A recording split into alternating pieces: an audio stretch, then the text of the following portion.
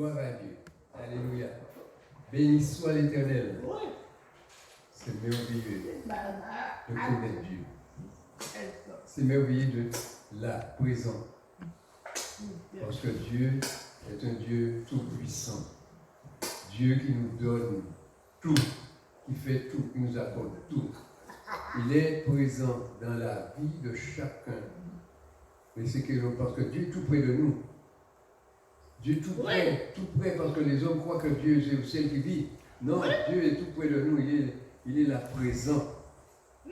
Et il nous regarde. Il attend que nous-mêmes nous fassons un pas vers lui. Parce qu'il nous appelle, venez à moi. Vous qui êtes fatigués, chargés, je vous donne du repos. Et il veut nous donner du repos, il veut nous donner la vie. Oui, la vie éternelle. Oui, cette vie éternelle que Adam a perdu. Et Dieu veut nous donner cette vie-là. Et il nous supplie. Vous savez, 21 siècles que Dieu a envoyé Jésus. Et la parole de Dieu a été publiée depuis 21 siècles. Et qui sait, personne ne marche de faire attention à ce que Dieu dit. Ça, c'est terrible, ça.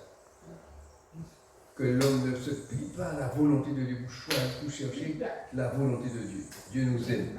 Merci, mon Dieu. Mon Père, nous t'aimons, car je sais, Seigneur, tout ce que tu as fait dans ma vie et que tu as fait dans la vie de ma famille, que tu as fait autour de moi. Seigneur, mon Dieu, toutes les bénédictions, tout ce que tu as donné, que tu as accordé, que tu as fait pour nous, Seigneur. Nous te remercions, Seigneur, mon Dieu. Merci, merci, merci. Merci pour ce que tu vas faire encore. Tous les miracles et les prodiges que tu as donnés, Seigneur, mon Dieu, que tu as fait. Seigneur, oh, merci, mon Dieu. Nous ne pouvons oublier aucun de ceux que tu fais, Seigneur, parce que tu fais des choses merveilleuses, mon Dieu. Et, mon Dieu, tout est toujours toi, juste devant toi. Et c'est toi qui décides tout pour nous, Seigneur, mon Dieu. Je te prie. Merci pour ton Saint-Esprit, mon Dieu, que tu nous as donné. Si j'ai la possibilité aujourd'hui d'ouvrir la bouche et de parler, Seigneur, mon Dieu, c'est parce que tu m'as fait grâce. C'est par ton Saint-Esprit que j'arrive à ouvrir la bouche et de parler. Moi qui étais timide, qui ne voulais pas ouvrir la bouche devant toi, tu m'as donné la possibilité, Seigneur, de parler. Oui, Seigneur, mon Dieu. De parler pour les autres, pour que les hommes entendent ce que tu as à dire, Seigneur, mon Dieu. Car ce que nous faisons, Seigneur, mon Dieu, c'est toi que nous voulons honorer, vénérer, parce que tu es le grand Dieu qui fait des merveilles dans nos vies, Seigneur. Oh Seigneur, nous ne voulons pas t'oublier, mon Dieu, nous ne voulons pas te laisser, nous ne voulons pas regarder en arrière, parce que Seigneur, tu nous as appelés, c'est toi qui nous as appelés. Si je suis là, Seigneur, c'est parce que tu m'as appelé, c'est parce que tu m'as établi, Seigneur.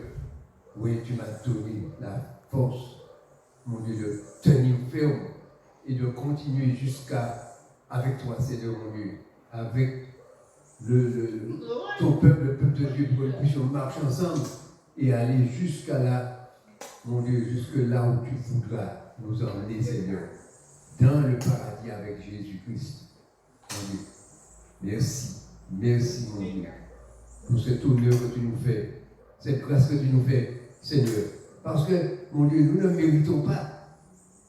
Mon Dieu, c'est par ton amour, la grandeur de ton amour que nous arrivons, Seigneur, aujourd'hui à avoir l'espoir d'être inscrits dans ton livre de vie et d'être, mon Dieu, la tête pour entrer dans ton paradis, pour être serviteur, Seigneur, pour être disciple de Christ, Seigneur, mon Dieu.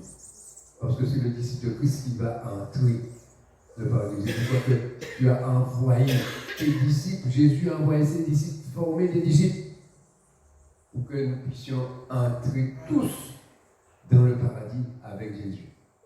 Il faut le gagner, il faut gagner cette bataille, Seigneur. Et je bénis ton nom de ce que tu nous donnes la force de combattre et de lutter et de tenir ferme pour aller jusqu'au bout avec toi. Et nous bénissons ton nom, Seigneur. Et tu nous as toujours bénis. Tu nous as toujours facilité les choses.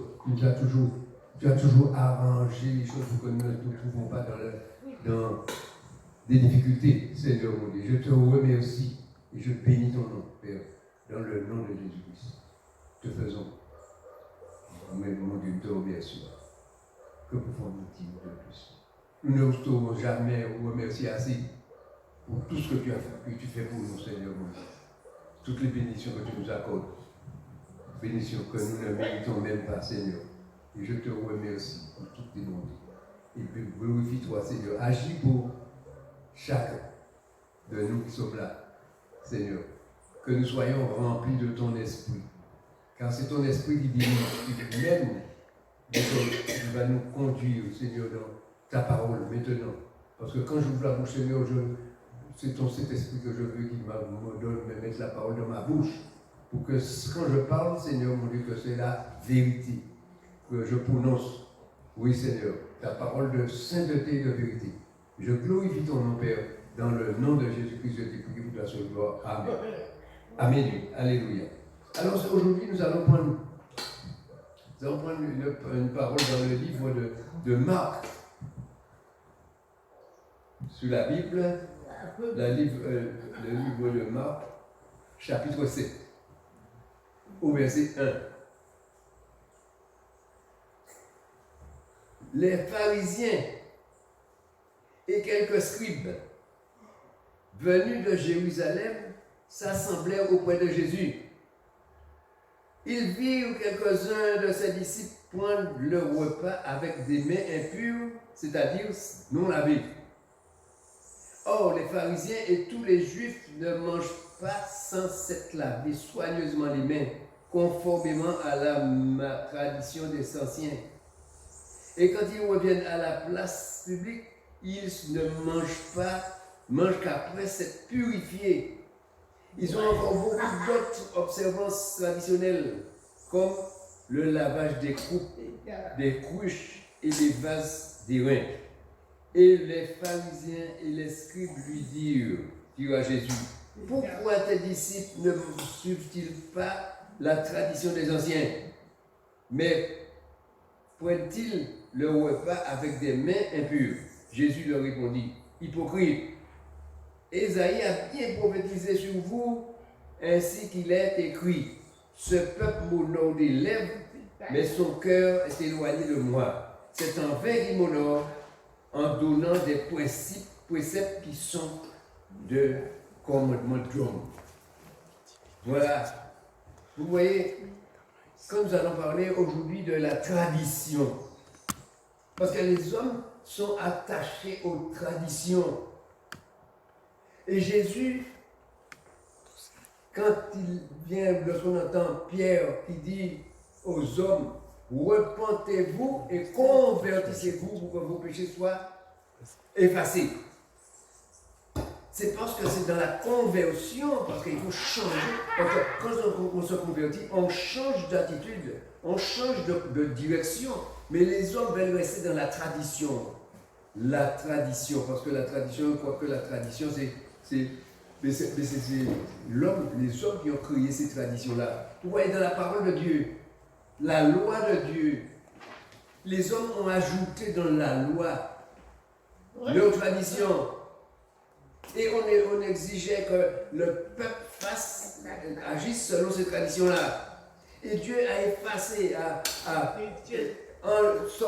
nous a sortis de la loi pour nous amener à la grâce de Dieu. Et quand même, jusqu'à aujourd'hui, les hommes sont en train de changer la parole de Dieu. Ils ne veulent pas traduire. Vous voyez, ils créent des religions qui sont là pour conduire les disciples directement dans le feu de l'enfer. Parce qu'ils rejettent la parole de Dieu. Vous voyez, ils rejettent la parole de Dieu. Là, c'est les traditions. Parce que tous les gens sont tradis. Ah oui, c'était mon père, alors je fais comme mon père.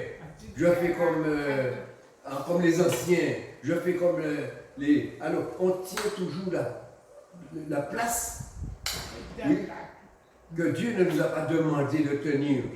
C'est ça. Alors, c'est pourquoi il faut que nous apprenions à marcher. Et c'est pourquoi que Jésus dit. Parce que c'est pas à cause de la main lavée. Mais parce qu'on peut laver les mains, on ne peut pas laver les mains. Mais c'était une tradition, c'était une obligation, parce que tu es obligé de le faire, parce que pour eux c'est quelque chose de spirituel, il faut le faire parce que c'est spirituel, c'est une obligation. Non, Dieu n'avait pas mis cette obligation-là, parce que lorsqu'on sous la loi de Dieu, la loi que Dieu a donnée à Moïse, il ne s'était pas écrit. Mais c'est l'homme qui a mis ces choses-là, qui a mis ces choses. Et on voit beaucoup de choses dans l'Évangile sont traduits de la même façon parce que les hommes ont ajouté des traditions et qu'on veut que les hommes, qu'on s'appuie sur ces traditions-là pour faire partie de l'Église. Non. Alors, Dieu veut nous donner, parce que Jésus est venu pour simplifier les choses, ôter toutes les traditions des hommes, pour donner la liberté aux hommes, pour que les hommes puissent marcher selon la parole qui a été donnée, et sans ajouter, sans rien ajouter, alors que les hommes aiment ajouter, pourquoi? Parce qu'ils ajoutent des choses qui les donnent des places, parce qu'ils deviennent des places, ils deviennent des présidents, ils deviennent des directeurs, ils deviennent toutes sortes de types. Et quand ils ont un type, lorsqu'ils entrent quelque part, on sait que tel va venir. Comme tel va venir, on va lui réserver une place en première place. Et c'est lui qui sera honoré. Pourquoi? Parce qu'il veut chercher la place. Et quand il a la place, eh bien, les autres qui viennent après lui veulent aussi la place. Vous voyez? Et ça crée même des divisions, des machins, parce qu'on trouve que c'est pas... Lorsque il y en a un levé à une place, il trouve que la place n'est pas assez grande pour lui. Il veut avoir une plus grande place, une place meilleure. Alors qu'est-ce qu'il fait? Il crée sa propre religion pour arriver à aller plus haut. Alors c'est pas ce que Jésus dit. Jésus dit nous comme tous des frères. Vous voyez? Il n'y a pas de plus grand et de plus petit. On doit rester humble et faire la volonté de Dieu. Oui, je suis le frère de l'Église, et l'Église, je suis, et l'Église est mon frère. Alors qu'est-ce que je peux faire? Chacun qui vient, on le considère, c'est mon frère. Mon frère, je ne vais pas le traiter, parce qu'un frère, il a les mêmes droits que moi dans la maison de mon père. On ne va pas dire mettre un frère inférieur, on dit que le frère il est inférieur, on ne va rien faire pour lui parce qu'il est plus inférieur, parce que vous savez que dans l'Ancien Testament, les héritiers c'était les premiers, ceux qui étaient les premiers, et les autres, ils n'avaient droit à rien. Et maintenant, non, Dieu a mis les choses que tout le monde a les mêmes droits. Alors si tu viens et que tu marches correctement avec Dieu, eh bien tu as la place méritée qui t'emmène dans le paradis avec Jésus. Mais il faut marcher droit avec lui. C'est pas aller... faut pas faire comme on veut. Parce que les hommes veulent faire comme ils veulent. Ils veulent, ah oui, mais je veux bien suivre l'évangile, mais je ne veux pas, il y a la tradition de mon père que je ne peux pas abandonner. Alors que Dieu te demande d'abandonner toutes les traditions, tout ce qui n'est pas bon. Tout ce qui n'est pas de Dieu, il faut l'abandonner, parce que tout ce qui n'est pas de Dieu vient du diable. Parce que c'est des pensées diaboliques que les gens ont dans la tête qui les poussent à faire des choses, à ajouter des choses qui ne sont pas dans la parole de Dieu. Pourquoi on traduit la parole de Dieu? Pourquoi on ne laisse pas la parole comme elle est? Pourquoi on veut la changer? Et nous, quand nous venons, nous allons quelque part, lorsque nous voyons que ce n'est pas ainsi que les choses sont traitées, eh bien, on doit faire demi-tour. Vous voyez? Parce que vous voyez qu'il y a des gens qui veulent être devenus des disciples de Christ, mais à cause de ce qu'ils ont des mauvais directeurs, parce que Jésus ne prenait pas de juger personne. Mais les pharisiens, c'était des chefs, c'était eux qui conduisaient le peuple, et quand ils conduisaient mal le peuple, alors il était obligé de leur dire qu'ils fassent demi-tour de ce qu'ils font pour ne pas continuer à conduire le peuple dans le feu d'enfer. Parce qu'ils empêchent le peuple d'aller dans la vie de Dieu, et eux, ils ne vont pas, mais ils les empêchent d'aller Parce qu'ils les conduisent directement pour qu'ils aient un affaire. Et c'est pour ça que Dieu veut que nous puissions prendre conscience de ça. Que nous sommes aussi, chaque homme, chaque femme, on doit avoir de l'intelligence pour comprendre ce qui est bon, ce qui est de Dieu, ce qui n'est pas de Dieu. Parce que lorsqu'on lit la parole de Dieu, on entend on voit qu'on est dans la parole de Dieu, eh bien, on ne modifie pas la parole. On la garde telle qu'elle est. Alors que la parole est toujours modifiée par ces hommes et pour devenir, parce qu'on crée dans l'Église des différences, dans la société des différences. Alors il y en a qui ont des honneurs, qui sont à la tête, et puis il y en a qui sont derrière. Quand un frère vient à l'Église, puisqu'il n'est pas tellement bien habillé, puis pas connu, alors on va le laisser dans le coin dans le temple, il s'est assis là, et puis on ne va pas même prendre soin de lui. Mais si un qui arrive, qui est bien habillé, tout ça, et puis qui donne la dîme, et puis donne une grosse dîme, et bien on va lui donner la première place. Viens mon frère, assieds-toi là, et ceci, on le reçoit avec honneur. Non, et c'est ça, Jésus veut combattre ces différences-là. Nous sommes tous des frères. Si j'arrive dans le temple, je suis un frère, je m'assieds là où je veux dans le temple, mais je ne veux pas aller prendre la première place. Si je veux prendre la première place, c'est que je veux qu'on m'honore. Et Jésus ne veut pas, il dit que tu es frère, tu entres dans une association de frères. Quand tu es avec ton frère, tu t'assieds à point de ton frère, même celui que tu ne connais pas, pour faire connaissance avec lui, et puis pour le connaître. C'est ça. C'est ce que Jésus veut. Alors c'est pourquoi que les disciples, les pharisiens, eux, quand ils arrivaient, vous voyez qu'ils sont arrivés à assembler. Ils se sont rassemblés, et quand ils sont entrés tous ensemble. Alors, ils font un groupe. Mais le groupe, il est venu pour quoi? Pour contredire, parce qu'ils vont regarder, ils ne sont pas venus pour regarder ce qui marche bien, ils viennent pour regarder ce qui n'est pas leur goût. Pour dire, ah ouais, les gens, ils mangent sans laver les mains. Et pourquoi il faut juger les gens parce qu'ils n'ont pas lavé leurs mains? Il faut les laisser faire comme ils veulent. Ils ont fait comme ça. C'est bien. Ils n'ont pas lavé les mains, c'est bien. Ils ont lavé les mains, c'est bien. Et je ne vois pas pourquoi. Jésus ne voit pas pourquoi on doit chercher à obliger les gens de le faire. Puisque ce n'est pas écrit dans la loi de Dieu. Si ce n'est pas écrit dans la loi de Dieu, l'homme n'a pas à mettre en pratique ce qui n'est pas écrit. Vous voyez? Alors, Jésus les appelle hypocrites. Pourquoi? Parce que c'est des hommes qui honorent Dieu des lèvres. Ah oui, Dieu, j'honore Dieu, je chante. On peut même chanter et faire des chants et toutes sortes de choses pour Dieu. Mais le cœur, son cœur est éloigné. Et ce que Dieu te demande, c'est viens à lui avec ton cœur. En premier, c'est ton cœur qui va te diriger vers Dieu et ton cœur va te mener jusqu'à Dieu et Dieu viendra habiter dans ton cœur.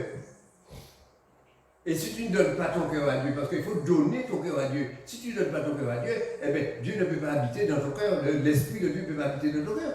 Si tu gardes ton cœur pour toi-même. Vous voyez? Alors, c'est envers qu'il m'honore, en donnant des préceptes qui sont des commandements d'hommes. Pourquoi les hommes sont là toujours à commander? Je suis le grand, je ne sais plus, le chef de la société, vous devez m'écouter parce que vous devez écouter ce que moi je dis et faire ce que je dis. Et c'est comme ça que beaucoup de gens se trouvent dans des situations. Il y en a même qui invitent des gens chez eux pour qu'ils invitent, ce sont de grands serviteurs de Dieu, ils les invitent chez eux et après ils se rendent compte qu'ils sont tombés dans un piège. Et quand ils tombent dans le piège, c'est trop tard. Et on ne peut plus revenir en arrière. Alors c'est pourquoi il faut que les hommes fassent attention aux choses, parce qu'il y a la parole de Dieu. La parole de Dieu, elle est libre. Parce que je le répète, que moi j'ai connu la période où on nous interdisait de lire la Bible. Je ne l'ai pas lu, mais je l'ai lu quand je suis devenu grand. Je l'ai lu la Bible et j'ai vu qu'il n'y avait rien de difficile dans le temple. Il n'y avait rien à retrancher. On avait besoin de tout ce qui était écrit parce que c'était pour notre connaissance. On nous empêchait de connaître la vérité pour suivre la religion. Alors la religion interdisait. Alors aujourd'hui, la Bible est publiée pour tous les gens. Même dans les pays où les gens ne veulent pas la Bible, il y a de la Bible aussi. Vous voyez. Alors c'est pourquoi que la Bible veut nous conduire dans la vérité. Parce que c'est la vérité. Et quand c'est la vérité, ceux qui sont anti-Christ veulent interdire la vérité chez eux. Vous voyez même dans les pays, vous voyez dans les pays d'Orient, vous voyez qu'est-ce qu'ils font? Ils font mourir les disciples de Christ. Pourquoi? Parce qu'ils ne veulent pas que la vérité entre dans leur pays.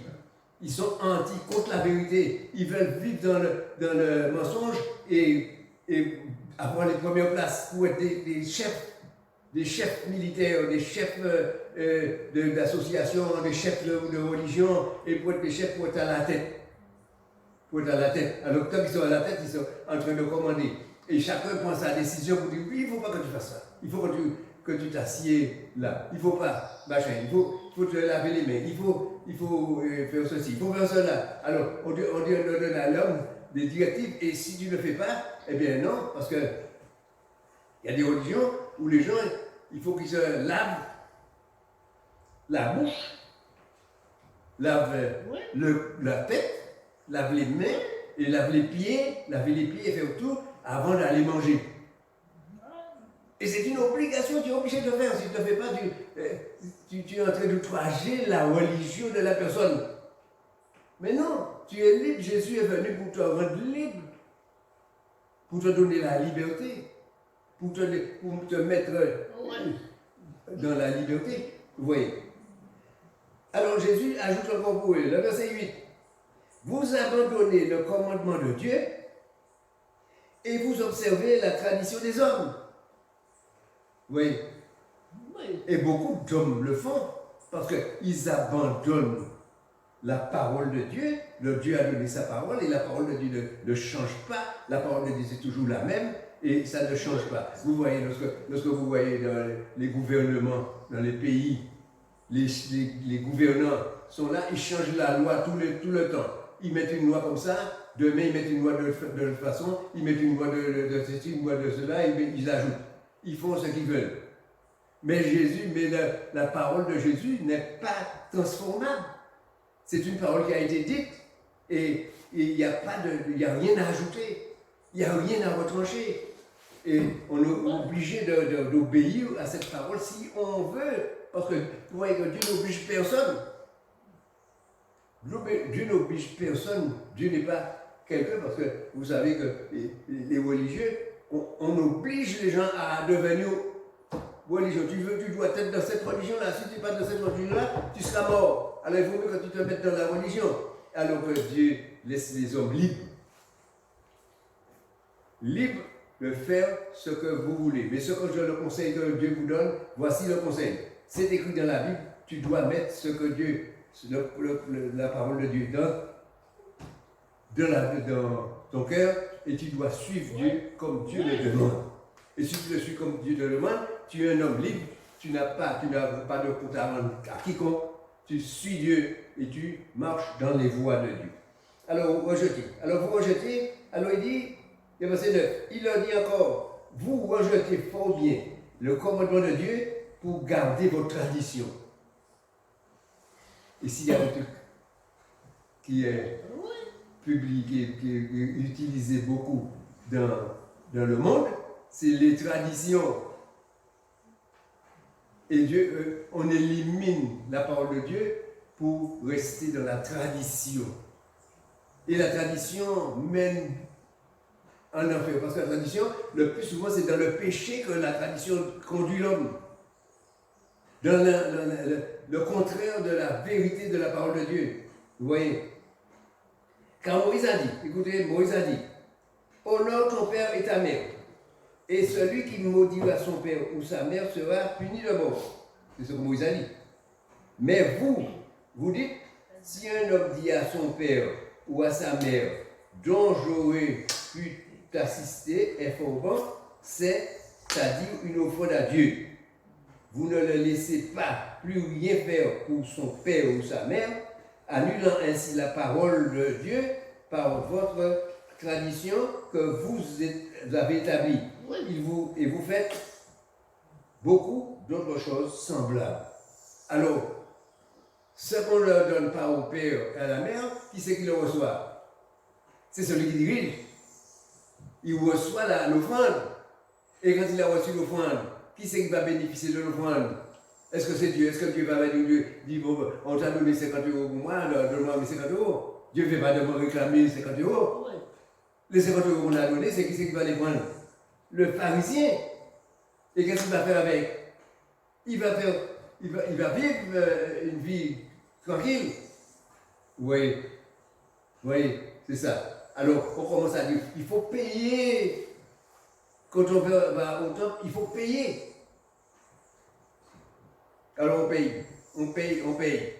Et quand il faut donner, aider quelqu'un qui a faim, qui a soif, qui n'a rien à manger et qui meurt de faim, on lui dit, rentre chez toi et Dieu, que Dieu te bénisse. Et on lui dit pas, tiens, je te donne ceci, je te donne cela, je vais t'aider pour que tu puisses rester sans manger. Vous voyez, moi je veux critiquer personne, mais lorsqu'on voit, on entend les gens qui disent, ah, avec sa paye, il ne fait pas la fin du mois. Mais il y en a qui finissent à la fin du mois, mais lorsqu'ils finissent à la fin du mois, ils ne pensent pas à donner à celui qui n'a pas pour faire finir la fin du mois. Vous les aidez, puisque nous sommes des gens qui sommes, Dieu nous a donné à donner à ceux qui ont besoin. Si j'ai quelque chose, je dois partager avec mon frère, avec ma soeur, je dois partager et je ne dois pas laisser les gens mourir de faim et ne pas leur donner une aide. Alors que si j'ai de quoi à remplir mon ventre, alors je dois obéir à la parole de Dieu. Alors vous voyez, si un homme dit à son père, alors le père qui en a besoin, la mère qui en a besoin, il ne reçoit rien parce que le chef religieux lui dit, tu dois donner tant tous les mois au temple. Parce que c'est un don quand tu donnes à Dieu. Mais s'il a besoin, il a son père ou sa mère, il ne peut pas sortir dans sa poche, il n'a rien à donner à son père, parce que ce qu'il pouvait donner à son père, il le donne à l'église, et c'est l'église qui va bénéficier de cette somme. Il faut bien aider l'église, mais il ne faut pas non plus oublier les pauvres, ceux qui sont dans le besoin, il faut les aider aussi. Vous voyez? Parce que les parents, il faut les aider. Ce dont j'aurais pu t'assister, il est fort bon. Alors, c'est-à-dire une offrande à Dieu. Alors, dès qu'on donne je donne une offrande à Dieu, je paye ma dîme, je paye ceci, je fais ci, je paye pour ci, pour ça. Mais ton papa et ta maman, comment ils vont? Je ne sais pas, parce que je n'ai pas eu le temps de les voir, maintenant c'est autant que jamais. Alors, quand je suis au temple, papa et maman, je n'ai pas besoin de papa et maman, je n'ai pas besoin de mon frère qui a faim et tout ça, il n'a qu'à se débrouiller, c'est tout. Vous voyez? Non. Et c'est pas comme ça que Jésus dit la chose. Jésus dit la chose, tu aides. Tu deviens l'aide de ton frère et de ta soeur. Tu te donnes, ce que Dieu t'a donné, tu dois partager. Parce que lorsqu'on voit les premiers chrétiens, comment ils ont fait, les premiers chrétiens? Ils ont vendu ce qu'ils avaient pour partager, pour qu'il n'y ait pas de ceux qui ont faim, de ceux qui sont dans le besoin, pour partager. Ils n'ont pas fait. Et quand Pierre a reçu l'argent, Pierre n'a pas mis l'argent dans sa poche, il n'a pas mis ce qu'on lui a donné dans sa poche, il l'a partagé équitablement à chacun. Vous voyez? Et c'est comme ça que Dieu voulait que nous vivons en fraternité, que nous soyons des frères, et que nous n'ayons pas des chefs, des directeurs, des gens qui sont là pour diriger. Alors ensuite, le verset 14. Ensuite, ayant de nouveau appelé la foule à lui, il lui dit, écoutez-moi et comprenez. Il n'a pas dit écoutez-moi seulement. Mais si tu écoutes, il faut comprendre ce que tu écoutes. Si tu ne comprends pas ce que tu écoutes, qu'est-ce que ça va t'apporter? Parce que tu n'as rien compris. Alors, quand tu parles, tu dis, moi je n'ai rien compris. Écoutez. Ou bien, quelqu'un, tu rencontres quelqu'un, ah oui, la prédication était belle, il y avait une belle parole, il a donné des paroles, vraiment des paroles. Mais qu'est-ce qu'il a dit? Ah, j'ai pas bien compris. Ça t'a servi à quoi? De l'entendre et de ne pas comprendre. Jésus te dit d'entendre et de comprendre. Il faut comprendre ce que Dieu dit. Parce qu'il faut voir l'importance de la parole qui a été donnée. Parce que Jésus a donné la parole. Parce que les gens n'ont pas encore réfléchi ça. L'importance de la souffrance de Jésus. La grandeur du sacrifice que Jésus a fait pour l'homme, pour les hommes. Et ce n'est pas pour un homme, c'est pour tous les hommes, tous les hommes. Il est venu pour sauver les hommes, pour qu'ils n'aillent pas dans le feu de l'enfer avec Satan. Il veut les emmener dans le paradis avec lui. Il veut donner une vie nouvelle, une vie meilleure à ceux qui souffrent, à ceux qui ont faim, à ceux qui sont pauvres, à ceux qui sont malades, pour qu'ils guérissent, aux aveugles pour qu'ils voient. Oui, alors c'est ce que Jésus est venu créer. Il n'est pas venu pour prendre l'argent des uns et des autres. Il ne demande pas. Il nous dit de partager avec ce que nous avons, partagé avec les frères, les sœurs, partager, aider, vous entraider. Alors, écoutez et comprenez ce que je dis.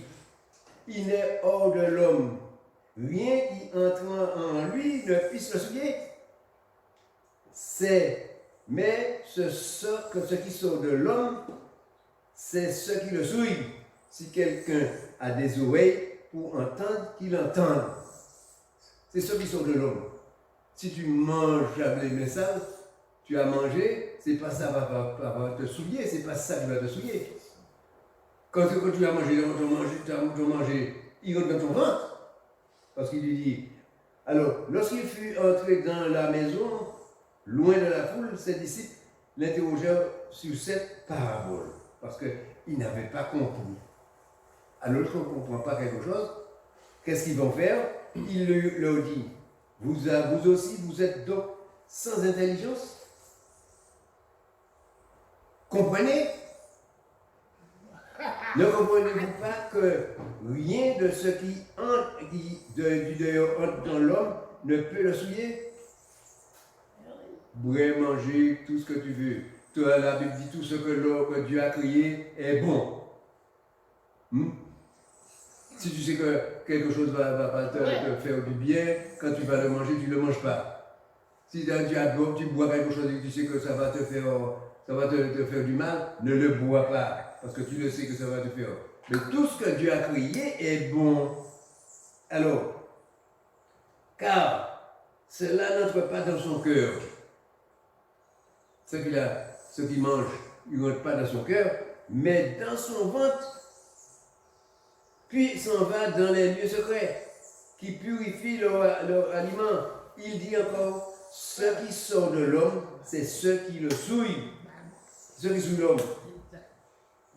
Car c'est de dedans, c'est du cœur de l'homme que sortent les mauvaises pensées. L'adultère, les débauches, les meurtres, les vols, les cupidités, les méchancetés, la fraude, le dérèglement, le regard envieux, la calomnie, l'orgueil, la folie. Toutes ces choses mauvaises sortent du dedans et souillent l'homme. Ça sort du cœur de l'homme. Le cœur de l'homme mauvais de sa jeunesse. C'est ce que la Bible de Dieu dit. C'est ce que le Dieu dit de l'homme. Il sait que toutes ces choses vont sortir dans l'homme.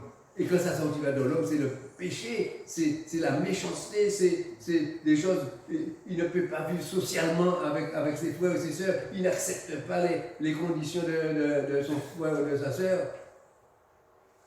Il veut, lui, être le dessus pour dominer, parce que l'homme veut chercher à dominer, toujours à dominer les autres.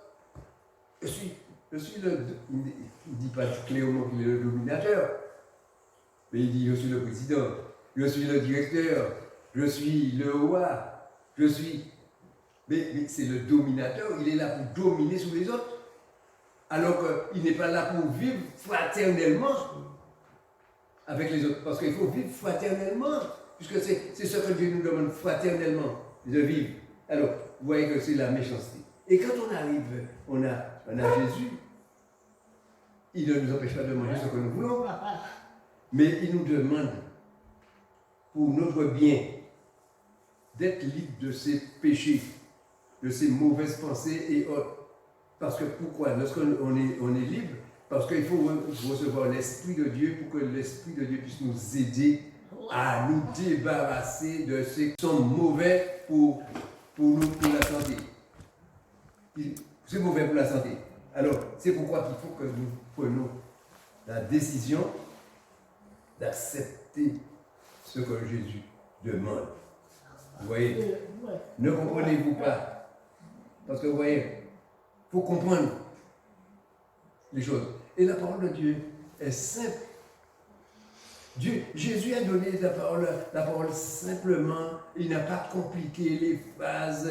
Il n'a pas mis toutes les choses de la parole des hommes mélangées pour que les hommes ne comprennent pas. Il a donné une parole simple, facile pour que les gens apprennent. Quand Pierre est allé, a reçu l'Esprit de Dieu le jour de la Pentecôte, il est arrivé. Il a commencé à parler. Quand il a commencé à parler, il n'a pas parlé de lui-même.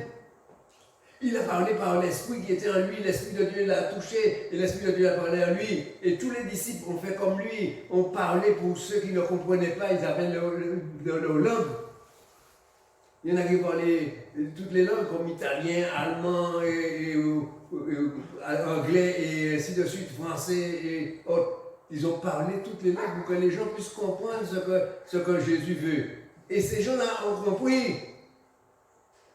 3000 personnes se sont données ce jour-là avec Pierre.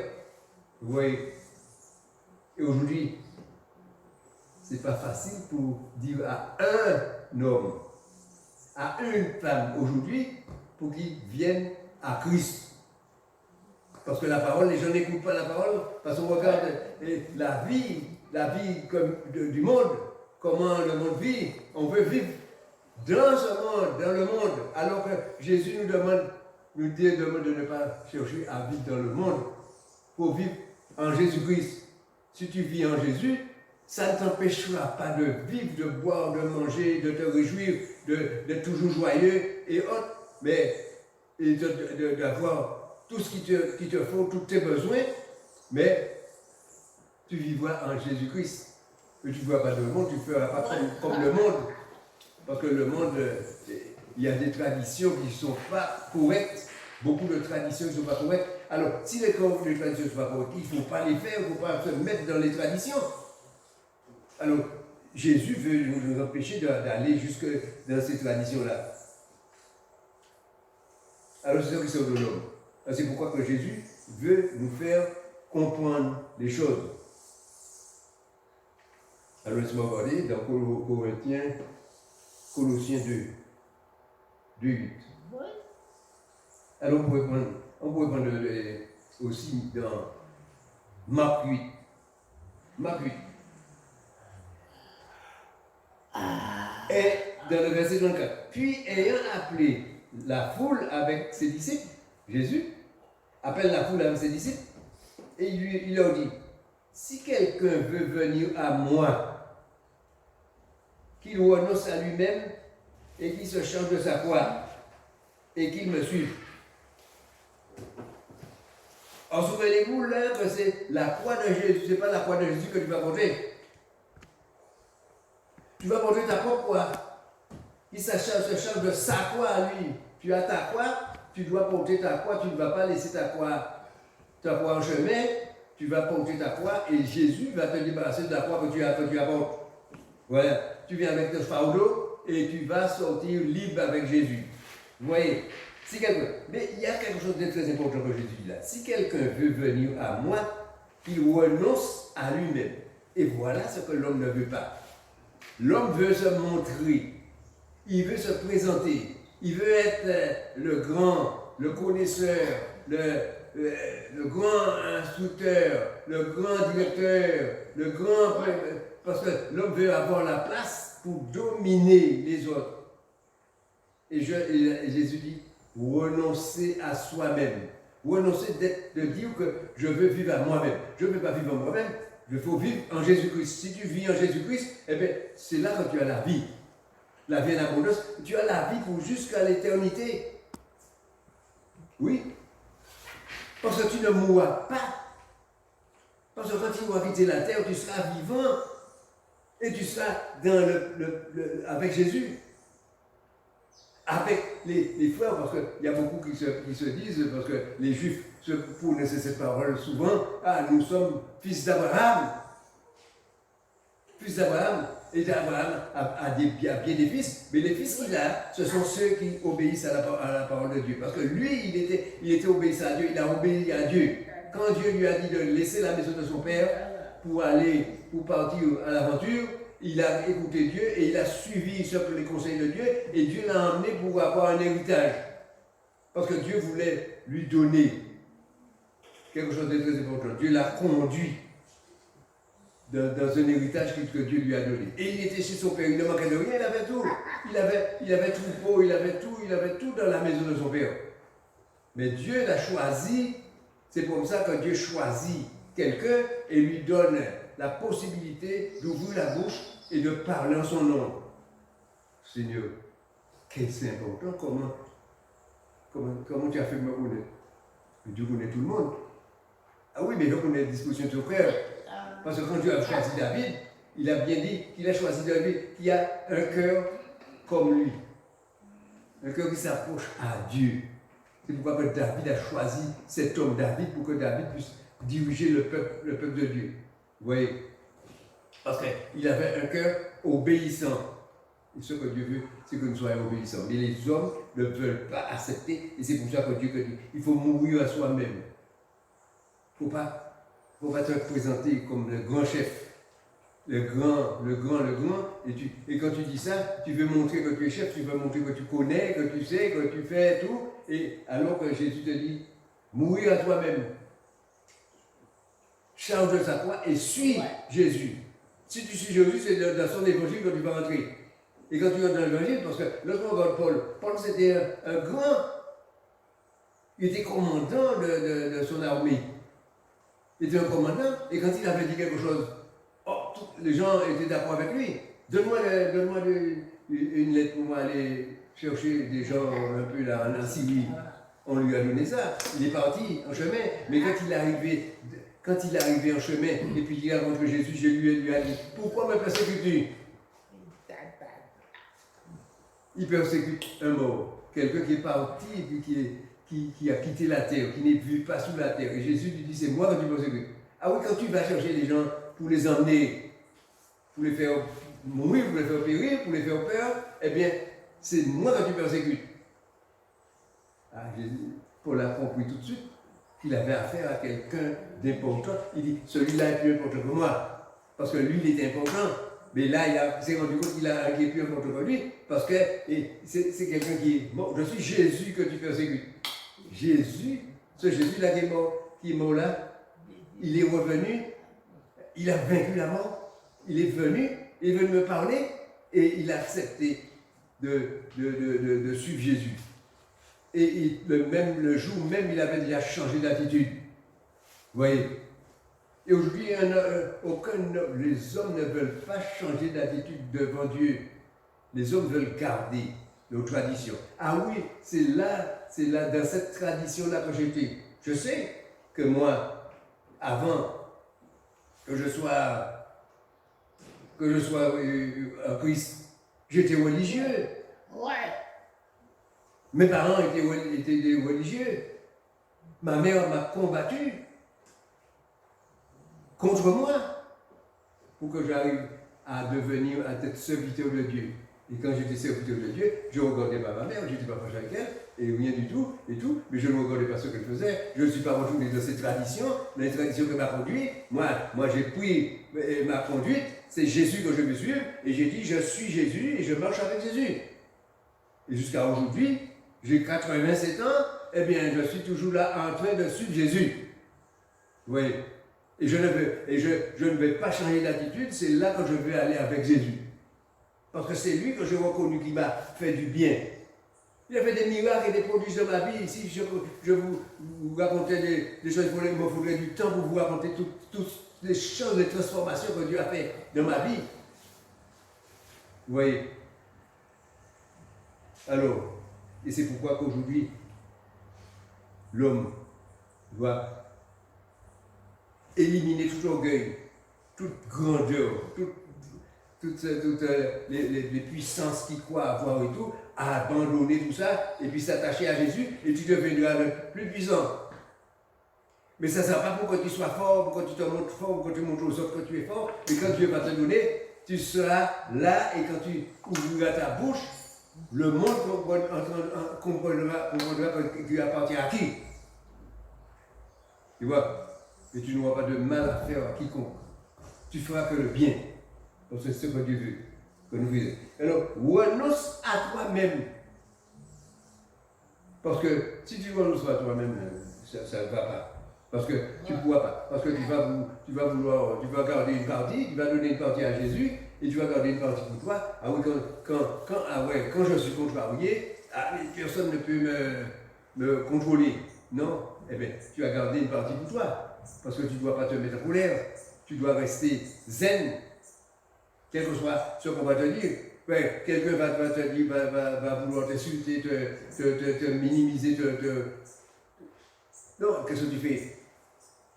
Tu acceptes volontiers sans rien dire. Et tu ne te fâches pas. Oui, quand tu vas voir quelqu'un, tu arrives, la personne est contrariée, et la personne a envie de dire des choses, parce que ça va t'arriver il n'y a pas bien longtemps, la personne veut te dire des choses qui ne sont pas correctes. Tu ne lui réponds pas, parce que la personne est contrariée, parce que la personne est fâchée. Alors que ce que j'ai fait demi-tour, je dis au revoir, je ne suis pas parti comme un malhonnête pour dire tu as dit ceci, tu as dit cela. Non, je suis parti, je dis au revoir, embrassé et je suis reparti. Et quand je suis reparti, je n'ai pas eu d'histoire avec cette personne. Jusqu'à aujourd'hui, on n'a pas d'histoire. Vous voyez, c'est comme ça. Et si tu commences à répondre sur ce que la personne te dit, tu vas répondre et puis à un certain moment, tu vas chercher des mots pas très gentils pour donner. Et ensuite, mais non, parce que c'est Jésus qui te donne la possibilité de faire ça. Parce que dans ton cœur, tu as le cœur à tenir ferme, à ne pas te laisser influencer. Vous voyez? Alors, quand celui qui voudra sauver sa vie, la perdra. Parce que beaucoup de gens veulent sauver leur vie. Mais la vie est déjà perdue. Il y a longtemps, ils ne se sont même pas rendus compte. Parce que pourquoi? Dieu dit, celui qui est dans le péché, il est mort. Ce qui veut dire que s'il n'est pas en communion avec Dieu, avec l'Esprit de Dieu, il est mort spirituellement. Et quand il est mort spirituellement, eh bien, il faut qu'il se repente. Il faut qu'il se convertisse pour devenir, pour ressusciter. Parce que c'est Jésus qui va nous ressusciter. Parce que la Bible dit, fais-toi baptiser pour le pardon de tes péchés et tu recevras le don du Saint-Esprit. Quand tu seras baptisé, tu recevras le don du Saint-Esprit et tu vas changer d'attitude, tu vas te convertir. Et bien, quand tu seras converti, c'est Jésus que tu vas suivre, c'est les paroles de Jésus que tu vas suivre. Et tu seras heureux d'avoir ces paroles-là pour répondre à toutes les questions qu'on va te donner. Vous voyez? Alors c'est pourquoi alors faut chercher un moyen pour sauver sa vie. Non, pas perdre sa vie. Mais celui qui perdra sa vie à cause de moi et de la bonne nouvelle la sauvera. Aussi, on tue tous les disciples de Christ, ils sont tous morts par la violence, parce qu'on les a tués. Pourquoi pas? Parce que de la vérité. Les gens ne voulaient pas entendre la vérité. Et ils ont été là. Et qu'est-ce qu'ils ont fait? Eh bien, celui qui a essayé de sauver sa vie, eh bien, il a perdu sa vie, parce qu'il est parti loin de Dieu. Mais celui qui a cherché Jésus, eh bien, il a sauvé sa vie. Parce qu'il y va dans le paradis avec Dieu, avec Jésus. Alors c'est pourquoi que nous voulons vous donner cette nouvelle. Alors si on prend Éphésiens, c'est pas Éphésiens, c'est Colossiens 2. Je voudrais donner un petit passage dans Colossiens 2. Colossiens 2. Colossiens 2. Colossiens 2. Je passe un film. On a dépassé. 2, verset 8. Verset 8. Voilà. Prenez garde. Oui, écoutez bien ce que Jésus dit. Parce que écoutez, pas écoutez et comprenez. Prenez garde que personne ne fasse de vous sa proie par la philosophie et par une vaine tromperie. Ne laissez pas les philosophes vous changer. Parce qu'on vient avec de belles paroles et de toutes sortes de machins. Faites attention. Prenez garde que personne ne fasse de vous sa proie par la philosophie et par une vaine tromperie, s'appuyant sur la tradition des hommes, sur les principes élémentaires du monde et non sur Christ. Parce qu'il faut s'appuyer sur Christ. Si la personne ne s'appuie pas sur Christ, la personne n'est pas dans la vérité. Parce qu'il faut s'appuyer sur la parole de Christ, sur la parole qui a été témoignée, qui a été parlée. Et il faut être sûr que la personne dit la bonne parole de Jésus, qui n'ajoute pas ses propres philosophies là-dedans. C'est ça. Car en lui habite corporellement, Jésus habite corporellement toute la plénitude de la divinité. Vous avez tout pleinement en lui, qui est le chef de toute domination et de toute autorité. Le chef, vous voyez. Vous voyez que c'est lui le chef de toute l'autorité. Alors, vous voyez comment Jésus nous aime. Alors, vous voyez qu'il nous dit de faire attention, ne pas nous laisser influencer ni conduire. Que personne donc ne vous juge au sujet du manger ou du boire, ou au sujet d'une fête et d'une nouvelle lune ou du sabbat. Il ne faut pas qu'on laisse les gens nous conduire n'importe où. Vous voyez. Et c'est pour ça que nous avons la possibilité de nous dire Matthieu 23. Matthieu 23. Voilà. Alors Matthieu 23. On va prendre ce passage. Matthieu 23. Les scribes et les pharisiens, encore eux, ils sont toujours là. Ils étaient là pour contrôler Jésus. Partout où Jésus passait, ils contrôlaient parce qu'ils voulaient contredire Jésus. Alors, les scribes et les pharisiens sont assis dans la chaise de Moïse. Faites donc et observez tout ce qu'ils vous disent, mais n'agissez pas selon leurs œuvres, car ils disent et ne le font pas. Ils ne font pas l'œuvre de Dieu. Ils lient des fardeaux pesants et les mettent sur les épaules des hommes. Les fardeaux qu'ils mettent, c'est sur les hommes. Eux, ils ne portent pas de fardeau, mais c'est les hommes qui doivent porter. Ils font toutes leurs actions pour être vus des hommes. Ce qui arrive, c'est qu'ils veulent être vus. Parce que, ah oui, le pharisien arrive, on va lui ouvrir la porte et on va le mettre sur l'estrade et on va le présenter devant tout le monde.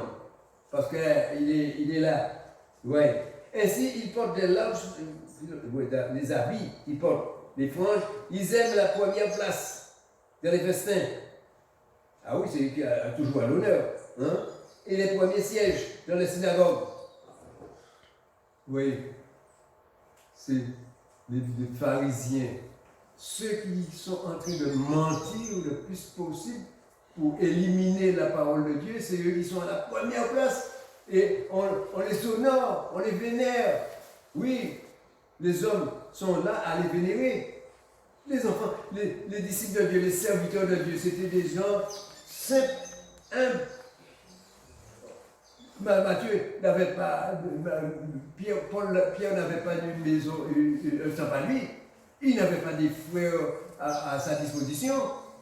C'est lui qui faisait toutes ses affaires lui-même. Alors, la synagogue, ils aiment à être salués dans les places publiques et à être appelés par les hommes rabbis. Ce qui veut dire maître. Ils aiment qu'on appelle maître. Mais bonjour maître. Comment allez-vous maître? Alors, mais vous écoutez le commandement que Jésus va nous donner à nous. Mais vous, ne vous faites pas appeler rabbi. car un seul est votre maître. Et vous êtes tous frères. Vous voyez, ça c'est une parole importante. Vous êtes tous frères. Il n'y a pas de dominateur, il n'y a pas de plus grand et de plus petit de la maison de Dieu. Chacun, vous savez que tous les chrétiens font partie du corps de Christ. Le corps de Christ, vous savez, le corps. Il y a la tête, les pieds, les oreilles, le nez, il y a la bouche, il y a les doigts, les mains, les épaules, les bras, les jambes, les pieds, et oui, il y a tout ça. Il y a tout ça. Donc, vous voyez, le corps ils ne font pas la même fonction. Chacun a une fonction différente. Et c'est pour ça que Dieu nous donne chacun une fonction. Et quand nous avons la fonction, c'est pour que nous puissions l'utiliser selon ce que Dieu nous a donné. Pour faire ce que Dieu nous donne.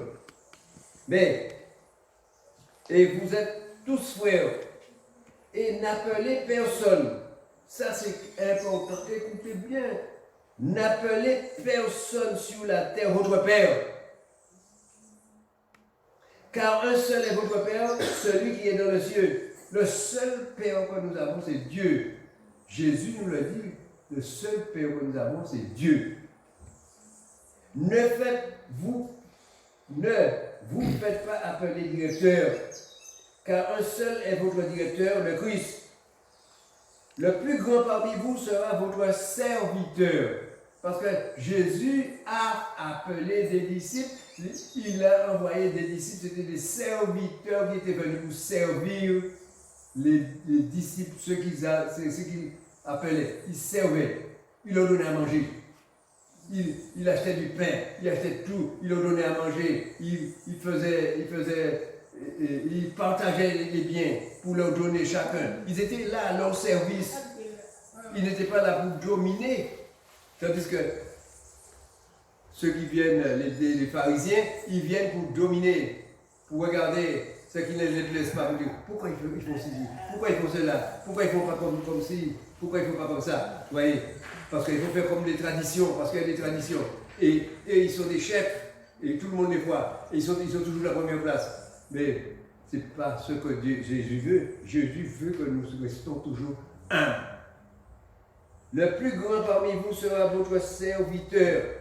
Quiconque s'élèvera sera abaissé. Et quiconque s'abaissera sera élevé. Voilà ce que Dieu veut faire. Des gens qui ont de la valeur devant Dieu. Pas des gens qui ont de la valeur devant le monde. Parce que devant le monde, les gens ont beaucoup de valeur. Et c'est le grand, parce qu'on ajoute même le grand président, le grand chef, le grand directeur. Parce qu'on veut qu'il soit plus grand que les autres, pour qu'il domine sur les autres. Alors que Dieu ne veut pas que nous dominons les uns sur les autres. Il veut que nous nous tenons fermes, attachés à lui et à faire sa volonté. Et quand il nous donne des conseils, il veut que nous écoutons les conseils qu'il nous donne. Et il ne veut pas que nous ajoutons quoi que ce soit dans sa parole.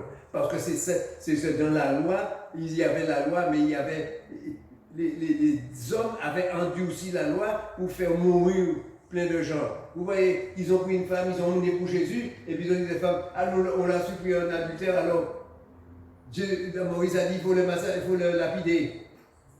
Parce que les intéressait, c'était lapider.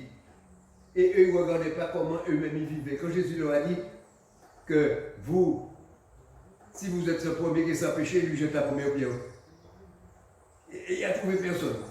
Tous, ils ont eu la conscience, leur conscience les a empêchés de le faire parce qu'ils se sont rendus compte qu'ils étaient tous des pécheurs.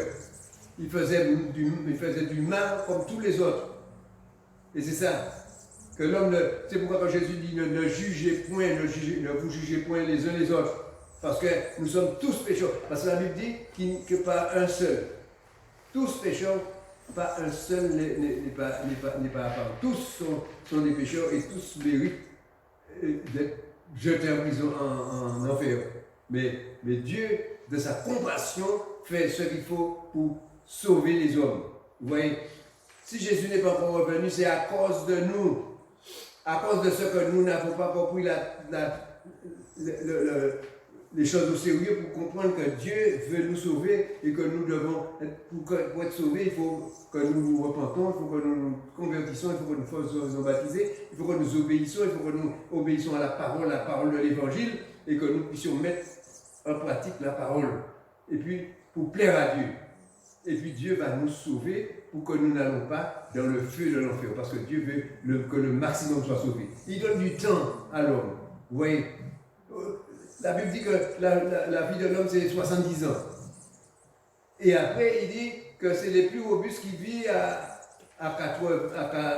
au-dessus de 80. Vous voyez, les plus robustes. Et si je suis déjà arrivé à 87, c'est parce que Dieu m'a donné de la force pour résister contre la mort. Et je suis là. Et je me porte très bien. Et je remercie Dieu pour ce qu'il fait. Mais si Dieu, il y en a qui vont jusqu'à 100 ans. Et puis, pourquoi? Parce que Dieu donne le temps à cette personne de se repentir. Repens-toi chaque jour. Il entend. Repens-toi dans son cœur. Dieu ajoute. Repens-toi et convertis-toi pour le pardon de tes péchés. Et comme ça, tu seras sauvé. Tu iras au paradis. Mais l'homme refuse la bonté de Dieu, refuse l'amour de Dieu. C'est l'homme qui refuse. Ben Dieu accepte de nous donner parce que Dieu ne juge personne. Et Dieu ne condamne personne. Dieu veut que les hommes se repentent et viennent à lui et qu'ils soient sauvés. Parce que Dieu veut nous sauver. Venez à moi, vous qui êtes fatigués et chargés, je vous donnerai du repos. La charge que l'homme a, c'est la charge du péché qui est dans la conscience de l'homme. Et que l'homme ne veut pas abandonner. Et Dieu voudrait que nous puissions abandonner ces charges-là. Et puis faire suivre sa volonté. Alors faisons la volonté de Dieu. Obéissons à Dieu. Ce n'est pas difficile. Vous savez que des années que je suis à l'évangile, et je me rends compte que ce n'est pas difficile. C'est bien, agréable. Au contraire, quand on a un souci, un problème, une difficulté, ou on parle avec Dieu. Et quand on parle avec Dieu, ça fait du bien. Et Dieu nous répond. Dieu nous répond. Oui, il nous répond par l'esprit, il nous répond dans notre cœur, et nous arrivons à comprendre. Et il fait pour nous des choses au-delà de ce que nous ne pensons pas, Dieu va faire. Et je peux dire que Dieu a fait des choses au-delà de ce que je pense. Et je vous remercie Dieu pour cela. Je dis à Dieu, merci, Père. Merci, Père, de prendre soin de moi, de prendre soin de ma famille, de prendre soin de mes enfants, de prendre soin de mes petits-enfants, de prendre soin de mes arrières aux petits-enfants. Oui, agis. Oh Seigneur, je te remercie. Je glorifie ton nom. Vous voyez, j'avais ma petite fille qui était malade. Ah oui, il faut que je le dise. Aujourd'hui, je vais le témoigner. Elle était malade. Les médecins ont trouvé qu'elle avait quelque chose, la maladie que les jeunes, parce que j'ai entendu notre chef de Martiniquais dire que c'était le champion de cette maladie-là, le cancer. Eh bien, lorsque les médecins ont dit, ah oui, il faut l'opérer, parce qu'ils ne voulaient pas l'opérer, son cas était tellement grave qu'on ne voulait pas l'opérer.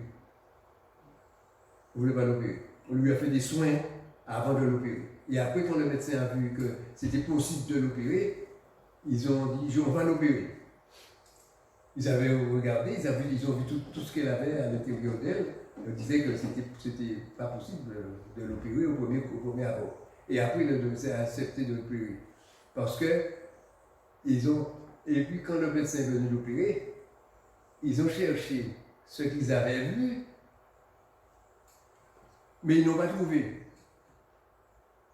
Parce qu'ils avaient vu plein de cancers à l'intérieur d'elle. Mais quand ils ont opéré, ils n'ont rien trouvé. Parce que pourquoi?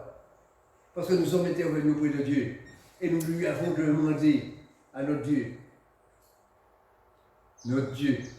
d'agir pour elle. Toute ma famille, mes enfants, nous avons prié. Et ma fille, on n'a rien trouvé, le médecin n'a rien trouvé. Et c'est pour ça que je peux dire encore que merci mon Seigneur, parce que tu fais des merveilles. Et ce n'est pas ça seulement que Dieu a fait dans ma vie, Dieu a fait encore des choses merveilleuses, grandioses même. Je remercie Dieu. Et moi je souhaite pour vous que vous ayez même plus que moi, de ce que Dieu peut faire pour vous, au-delà. Parce que ce n'est pas pour la maladie seulement que Jésus était venu. Vous voyez des aveugles qui ne voyaient pas, étaient nés aveugles, ils ne voyaient pas, Jésus lui a donné la vue. Plusieurs, les infirmes, que les gens restaient combien de temps, 12 ans, le gars, celui-là, il est infirme, il ne peut pas bouger, Jésus est venu dans sa vie et Jésus l'a guéri. Et ainsi de suite. On peut voir beaucoup de guérisons comme ça, même sans aller voir les personnes. Jésus dit, rentre chez toi, parce que Dieu va faire ce que toi tu veux. Et quand il arrive chez lui, il trouve que son enfant est guéri. Il est guéri. On vient un coup après lui pour lui venir dire, mais ton enfant est guéri. Et on revient à la vie.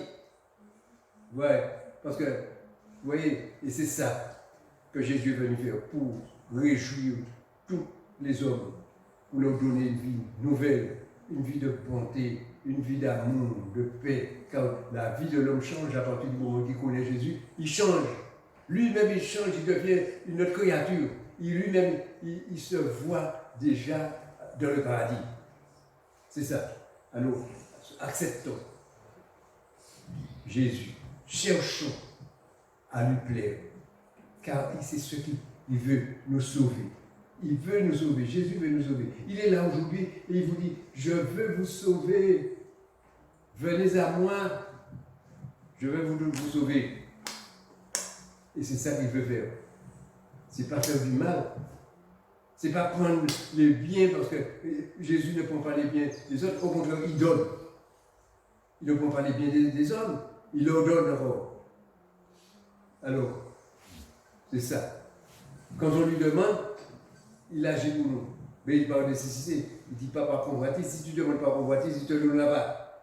Mais si tu ne demandes pas parce que tu en as besoin, eh bien, il ne te laissera pas à marcher. Je me souviens de ce pasteur qui disait, il n'avait rien à manger.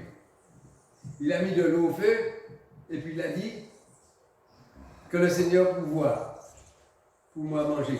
L'eau est au feu, mais il n'a rien à manger. Et puis quelqu'un vient, mon frère, tiens, voici ce que Dieu m'a mis dans mon cœur à t'apporter. Et quand il a apporté à manger, il a mis au feu, l'eau était déjà en train de bouillir. Alors, vous voyez, lorsqu'on explique, on dit des choses comme ça, c'est pour montrer, parce que quand je dis ça, c'est pour montrer le miracle que Dieu est capable de faire pour n'importe qui. Et que les hommes ne se rendent pas compte de la grandeur de ce qu'ils ont, le bénéfice qu'ils ont à connaître Dieu, à marcher avec Dieu. Et à mettre la parole de Dieu en pratique. Surtout ça. Parce qu'il ne faut pas que les hommes mélangent l'évangile avec la religion. Il faut lui mettre ça à part. Il y a l'évangile et puis il y a la religion. Il y a Jésus et il y a la religion. La religion, ce n'est pas Jésus. C'est Jésus, c'est Jésus. C'est lui le sauveur. La parole de l'évangile, c'est la parole de Jésus. Et on doit la mettre en pratique. Si on la met en pratique, aucun problème pour nous. Au contraire, c'est des bénédictions de Dieu qui tombent sur nous. Et je vous remercie Dieu de m'avoir béni toute cette vie. Et aujourd'hui encore, quand les gens me voient, ils me disent comment, quel âge tu as? Quand je dis l'âge, je dis, ah non, c'est pas possible. Vous parlez de. Parce que, ouais, on veut finir avec ça, mais je vous veux donner un témoignage. Un copain que j'avais en France, on travaille ensemble, il est à la Guadeloupe. Ce copain, il a le même âge que moi. Il nous a amené à la même année, c'est le mois de la naissance qui change. Alors, il vous dit que c'est copain. Le copain me dit que, comment tu fais? Tout mon corps me fait mal. Ah oui, je n'arrive pas, j'ai mal partout. Alors, je suis obligé de lui dire, cherche Jésus et tu verras, il va faire des grandes choses pour toi. Quand je prie, je demande à Dieu, Seigneur, rajeunis ma vieillesse, fortifie-moi, relève-moi. Je ne demande pas pour moi seul, mais je demande pour les autres aussi, pour ceux qui souffrent, pour ceux qui ont faim, pour ceux qui ont soif, parce que je ne prie pas pour moi seul, mais quand j'ai besoin, je demande à Dieu. Et je prie pour tous ceux qui souffrent à travers le monde. Et j'aurais voulu que les gens comprennent que c'est là que si nous arrivions tous à nous mettre à prier Dieu, ce serait merveilleux, parce qu'on aurait vu la terre changer. Je ne vais même pas parler de changement, aujourd'hui on ne va pas parler de changement, parce qu'il y a des changements qui se font dans le monde, et au fur et à mesure les hommes vont voir ces changements-là. Alors, choisissez à bénir Dieu, à recevoir Dieu dans votre vie. Faites un choix, et vous allez voir ce que Dieu est capable de faire au-delà de ce que nous pensons. Je vous bénis tous au nom puissant de Jésus-Christ. Amen. Gloire à Dieu.